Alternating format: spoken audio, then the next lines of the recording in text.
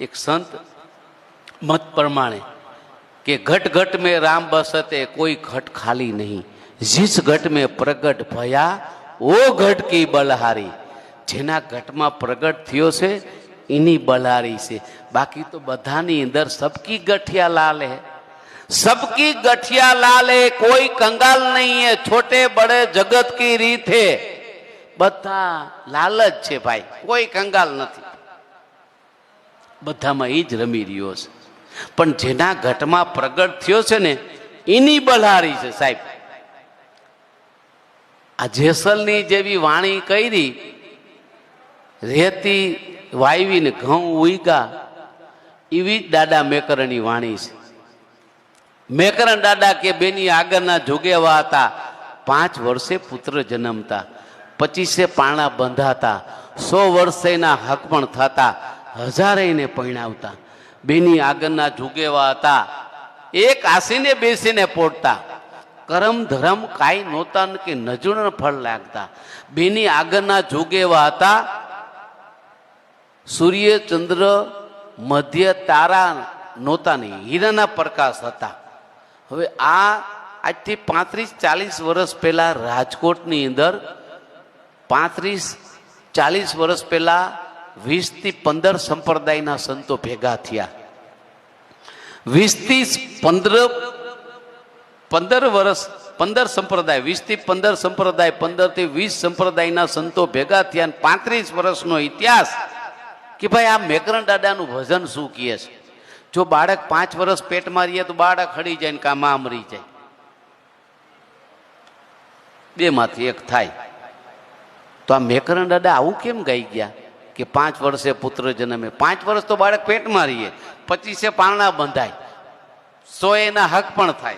अत्यारे होय तो जवानो टाइम थाय, हो तो कोकने ज थाय। एमां अत्यारनो समय तो बापा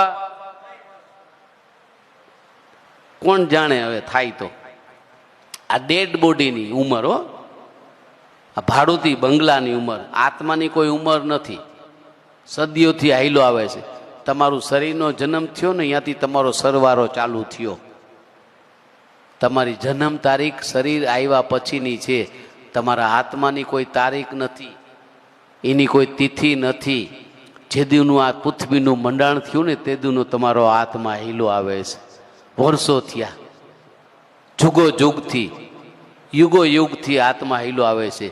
पण अत्यारे मनुष्य अवतार मळ्यो छे ने एक ज मनुष्य युने एवी छे के आमां कांक करी छूटवानी भावना छे, बीजा कोई पशु पंछी। अरे संतोए तो आनो 84 लाख युनिनो आंकड़ो कर्यो छे कि 30 लाख लीधा ते पशुमां, 21 लाख लीधा ते जळमां, 11 लाख लीधा ते अवतार पंछीमां। ईंड माथी जन्मे, ओर माथी जन्मे, जड़ माथी जन्मे, स्वत्वक एटले परसेव माथी अमुक जीव पैदा थाय। परसेव माथी मात्र परसेवो, तमारा शरीरनो परसेवो, एमांथी जीव प्रगट थाय।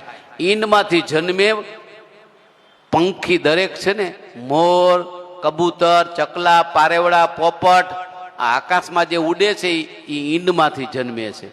और ओर माथी जन्मे से मनुष्य ने पशु, जड़ माथी जन्मे से। आवी 84 लाख युनि माथी, अने वनस्पति, वनस्पति माथी पण जीव जन्मे से। 84 लाख युनि माथी पसार थईने मानव देह मळ्यो छे। एटले एने कीधुं छे के छेल्लामां छेल्ली बारी 84 लाख युनि माथी पसार थईने तने मनुष्य देह मळ्यो छे। माटे हवे तू भूलतो नहीं, आ भूलवणी में जातो नहीं। आ छे ने ब्रह्मनानो गढ़ में घेराई गयो के एटले के 5-25 ना कजिया में हीरो खवाणो कचरा में। गंगा में जोयो, गमती में जोयो कि हीरो तो मारा रुधिया में। आ बाते बारे बधे फाफा मारतो हतो। कस्तूरी नाभी में वसे छे पण मरघोड़ो गोतवा जाय छे बारे। ई गोतो गोतो गोतो गोतो पछी ने खबर पड़े छे कि मारी नाभी में ज आ कस्तूरीनी फोरम छूटे छे, पण मने खबर नहोती। एम आपड़ा घटनी अंदर ज छे। घटनी वात करो तो दासी जीवननी आपणे वात याद आवी। कई जीवन साहेब कहे कि गुरु काया में गोतजो। શું કીધું? ગુરુ કાયમ ગોતજો. નવીનભાઈ, એટલે ઘણી જગ્યાએ મહાપુરુષોનો સત્સંગ હોય, ભજન હોય, દરેક સંતો આમ ભજન સત્સંગ કરતા હોય એટલે નજીક બેઠા હોય ને એને ગાવાવાળાનું સત્સંગવાળાનું મસ્ત સંભળાય, સારું સમજાય કે ગુરુ કાયમાં ગોતજો. પણ બહુ દૂર બેઠા હોય ને એને હદકચરું સંભળાય. કેવું સમજાય અને કેવું સંભળાય કે ગુરુ કાયમ ગોતજો. રોજ ગુરુ ગોતે, રોજ ગુરુ ગોતે. એલા બાપાએ એમ કીધું ગુરુ કાયમાં ગોતજો. તો કે ના, બાપુએ એમ કીધું કે ગુરુ કાયમ ગોતજો. ગુરુને રોજ ના ગોતાય. ગુરુ એક જ વાર મળે અને ભવનો ફેરો મટાડી દે, ભવનું દાદર કાઢી નાખે. મીરાબાઈએ કીધું કે પાયોજી મેને રામ રતન ધન પાયો, ખર્ચી ના ખૂટે ને ચોર ના લૂંટે. હવે આ ગમે એટલું આ બાટીશ ને આ ખૂટશે જ નહીં, જેમ દઈશીમ વધશે. પાયોજી મેને રામ રતન ધન પાયો. મેકરણ દાદાની જેવી વાત છે એવી જ આ વાત છે. એટલે મેકરણ દાદાએ વાણીની અંદર એમ કીધું, બેની આગળના જોગ્યા વાતા 5 વર્ષે પુત્ર જન્મતા. 5 વર્ષે, 5 વર્ષે, ક્યાં 5 વર્ષ? પૃથ્વી જળ વાયુ તેજ ને આકાશ, એનેથી માત્ર શરીર બન્યું. પૃથ્વી જળ વાયુ તેજ ને આકાશ, 5 તત્વો મિલકર જીવ બનાયા. હવે 5નું બંધારણ થયું. પછી પાછળ 25 પ્રકૃતિ આવી. મેકરણ દાદા એમ કીધું. આ સંતના મત પ્રમાણે, સંતોના વિચાર પ્રમાણે એને એવું કીધું મહાપુરુષોએ કે 25 પારણા બંધાણા એટલે 25 પ્રકૃતિ આવી. 5 વર્ષે પુત્ર જન્મતા એટલે 5 તત્વો આવ્યા. 25 પારણા બંધાણા, 25 પ્રકૃતિ આવી. 100 એના હક પણ થયા. બાળકનો જન્મ થાય ને તરત નાયડું કાપે. પછી ગામડા ગામની અંદર હુયાણી હોય, દયણ હોય, ડોક્ટર હોય, નર્સ હોય, વિલંબ નહીં કરે. એ નાયડું કાપે પછી તરત જ શ્વાસ ને ઉશ્વાસ ચાલુ થઈ જાય છે. ત્યારે નવીનભાઈ વાણીમાં એમ કહેવામાં આવે છે કે જનૈમાં પછી શું આવે છે? આ જગતમાં તમારો જન્મ થાય ને શરીરનો, જનૈમાં પછી શું આવે છે? તો કે શ્વાસ આવે છે. મહિરા પછી શું નથી જાતું? સાત્વિક ગુણની નામના. નરભેરામ સાહેબને ગમે એટલા વર્ષ થશે ને, નરભેરામ સાહેબની શ્વાસ જે ગુણની જે નામના છે એ નાશ નહીં થાય. દાસી જીવણ, ભીમ સાહેબ, ત્રિકમ સાહેબ, રવિ, ખીમ, મોરાર, ખલૈયા, સવારામ, કબીર, હજારો વર્ષો થઈ ગયા, હજી આપણે એને યાદ કરીશું. એનું કારણ એની ગુણની નામના છે સાહેબ. આ જગતમાં માત્ર પૂજાતા હોય તો ગુણ પૂજાય છે, ગુણ. હવે મહાપુરુષો કહે છે કે નામ રૂપ સદુર કો નાય. નામ નથી, રૂપ નથી, ગુણ નથી. નામ રૂપ ને ગુણ આ શું? તો કે પેટી દેખાયનું રૂપ છે, પેટી એવું નામ છે. આ માઇક છે, માઇક એવું નામ છે, દેખાયનું રૂપ છે, ઉપયોગમાં આવે વાગવામાં, એના ગુણ છે. પણ ચોથું પદ અવિનાશ પડ્યું છે. નવીનભાઈ, 3 વસ્તુ છે ને, નામ રૂપ ને ગુણ. ચોથું પદ અવિનાશ. એ અવિનાશને જાણી લઈએ ને તો માત્ર ગુણની પૂજા થાય. અને અત્યારે હાલમાં ગુણ જ પૂજાય છે આ જગતમાં. તમામ સંતોના ગુણ પૂજાય છે, ગુણની જ પૂજા થાય છે. એટલે અહીંયા કણે નાયડું કાપીને એક શબ્દ ગયો, તરત શ્વાસ ઉશ્વાસ ચાલુ થઈ ગયો. જનૈમાં પછી શું આવે છે? શ્વાસ આવે છે. જનૈમાં પછી મહિરા પછી શું નથી જાતું? સાત્વિક ગુણની નામના. આ જગતમાં શું પૂજાય છે? તો કે ગુણ પૂજાય છે. પરોક્ષોમાં પારખનાર કોણ છે? સુરતા છે. જ્ઞાન પ્રાપ્ત કરવાનું સાધન કયું છે? રેણીમાં રહેવું. તે સાહેબ રેણીમાં નથી રહેવું, ખાલી કેણી છે તો મેળ પડશે નહીં. કેમ કે કેણી મિશ્રી ખાંડે રેણી કા ઘર બહોત દૂર હૈ. રેણીનું ઘર બહુ દૂર છે. કેવું નહીં, તો મીઠું ખાંડ જેવું છે. અમે 2 કલાક સત્સંગ કરી, પણ જો અમારામાં આ બધા ગુણ ના હોય તો બધું મિથ્યા છે સાહેબ.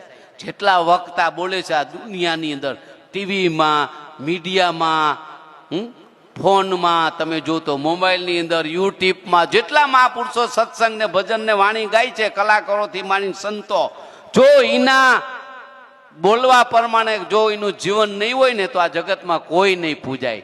પણ દરેક બોલે છે ને એ પ્રમાણે ઊભા છે ને ત્યારે એના ગુણ એની પૂજા થાય છે, એના ગુણના ગવાય છે ને એને જગત સાંભળે છે.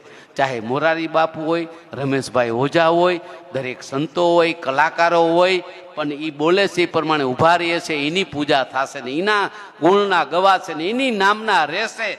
ત્યારે આ જગતની અંદર મહાપુરુષો કે છે જ્ઞાન પ્રાપ્ત કરવાના સાધન કયું છે? રેણીમાં રહેવું. તે પથ્થર કેમ નથી ભીંજાતો? ગુરુ પૂરા મળ્યા નથી. એટલે પાણીમાં પથ્થર નાખો અને એને બહાર લ્યાવો ને હથોડી મારો તો કોરો. પથ્થરને પાણીમાં નાખો ને બહાર કાઢીને એક પોથોરી મારો તો અંદર કોરો. એટલે ગુરુ પૂરા મળ્યા નથી.